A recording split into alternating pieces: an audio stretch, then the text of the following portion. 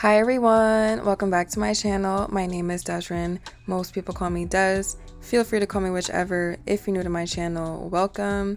Today I'm going to be showing you guys how I did these extended two-strand twists with boho pieces. Of course, you can do this style without the curly pieces. You would just not add the curly pieces. So you want to start off with Cuban twist hair. For the boho pieces, I am using the Encore Human, I think is how you say it, 100% human hair, although I think they're lying, but hey, that's a story for a different day. Anyways, this is what the Cuban twist hair looks like. The reason why I use the Cuban twist hair versus any other hair is because it blends in the best with the texture of locks. And I'm not gonna lie to y'all, this style is best done on smaller locks or locks that haven't fully matured yet. And that's just because the more mature your hair gets and the thicker your locks are, it's harder to blend the hair. It's not impossible, it's just more difficult. So if you're doing this on yourself and you have locks that are on the thicker side or they're mature, have some patience and take your time because it can still come out really nice. Now, I don't know why my camera was tweaking this day as far as trying to focus and stay focused, but it was tweaking. So this very first twist that I did, you should have been able to see me kind of feed in the hair. It wasn't really focused the best, but the next twist I do, you can definitely see much better what I'm doing. If you already know how to two-strand twist your hair, then this really shouldn't be that difficult. All you're doing is feeding in the Cuban twist hair. But if you don't know how to do a two-strand twist, essentially you're going to be twisting your locks together going counterclockwise if your retwist was done going clockwise.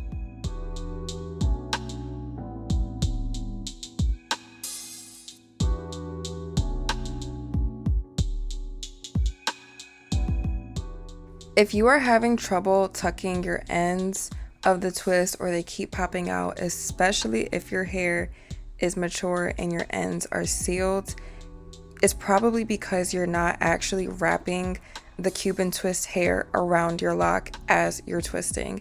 You will see exactly what I'm talking about with the next twist. But when you are close to finishing off your twist, if one side ends up longer than the other, just split that in half to maintain the consistency and the thickness of the twist all the way down so it tapers out nicely like this. And then rub it between your hands and your ends are good to go. We will be dipping them, so don't worry too much about the ends if they don't look exactly like this. I did do my retwist the night before, and then I started my extended two strands the Sunday before my birthday, so I would go into my birthday with my hair done. But definitely be prepared, this is gonna be an all-day affair. I literally just got home, so I'm gonna get my life together really quick and then finish up these last two rows. Call it a night. Been working on my hair for a combined total of like over 12 hours, so I'm over it. I'm not gonna lie, I was low-key slacking on the angles. I think I just was so over it. I was spending so much time doing my hair. But anyways, this is how you do a two-strand twist, just one over the other. Remember to go counterclockwise if your retwist is clockwise. To feed in the curly pieces, all you want to do is attach it to one side of the twist and start twisting down and wrapping the end of the curly piece around your lock. I only did it a few times because I plan on feeding in the hair. I just wanted the curly piece to be close to the top of my head to frame my face. So this is what I meant when I said you're probably not wrapping the hair around your lock. I know it's not the best view, but make sure you are wrapping as you are twisting down. This is a much better view of what I am talking about. This will definitely change the game if you have been struggling as far as tucking your locks. Just wrap and twist until you don't feel the end of your lock poking out anymore.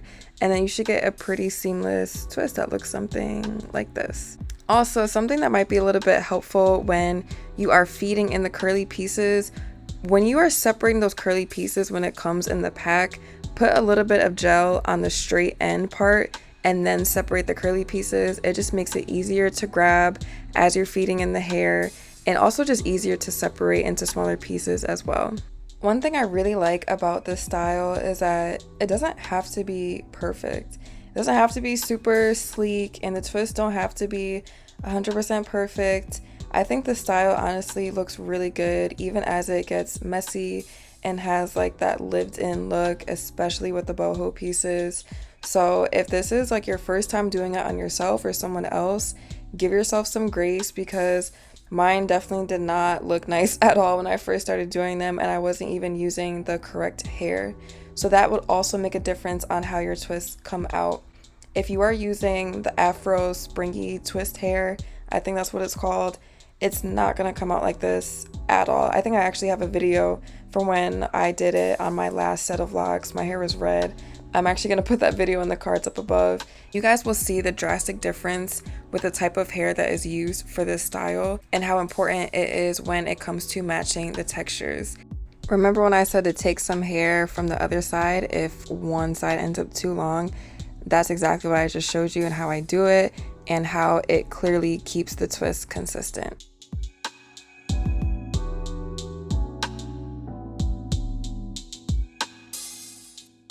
To finish off my hair, I braided it into 4 sections and I dipped it in boiling hot water, and it gave me this beautiful result. That was honestly my first time ever dipping my own twists in hot water, and it definitely changed everything for me. Like, I can really only do this now. Normally I would just braid it with some mousse and sleep in it overnight and call it a day. I never cared that much when it came to my own hair, but now I definitely will be doing that from now on whenever I do this style. And I would have preferred to use a more wet type of mousse, like the Bronner Brothers one or Cream of Nature. I just didn't have that on hand as far as defining the curls. I just don't always remember to bring all the things that I need from the shop when it comes to being home and doing my own hair. And I also usually don't care as much when it's on me. It's different when it's on someone else or a client. But I was really obsessed with these results. Oh my gosh, it was so cute. I've never done the twist with the boho pieces, and I was just absolutely in love. But after you're done defining the curls and everything, you're gonna have some straggly pieces. You're gonna have some of the curly pieces that shed a little bit. That is totally normal. I kind of added a few extra curly pieces because I knew that that would happen. And then I just trim any of the hairs that are way too long or just sticking out and don't look right. If you are looking to do this style because it is low maintenance, you have been lied to. This style is not low maintenance. Any style with boho pieces is not going to be low maintenance anymore. So if you are not ready for that or want to deal with that, don't add the curly pieces, or just add a handful of them, like here and there, maybe some to frame your face. You don't need to do it super full like this, and some people do even more than this. So just use your best judgment as far as how many and how full you want it to look. I am so obsessed with the style. I think I will probably always add the curly pieces just because it just makes it so pretty, so pretty. It's pretty regardless, but the curls really did it for me, and this was my birthday style, so you know, I had to kind of do a little bit too much. But thank you guys so much for watching. If you have any questions, comments, or concerns about this style, just drop those down below, and I will see y'all next time. Bye guys.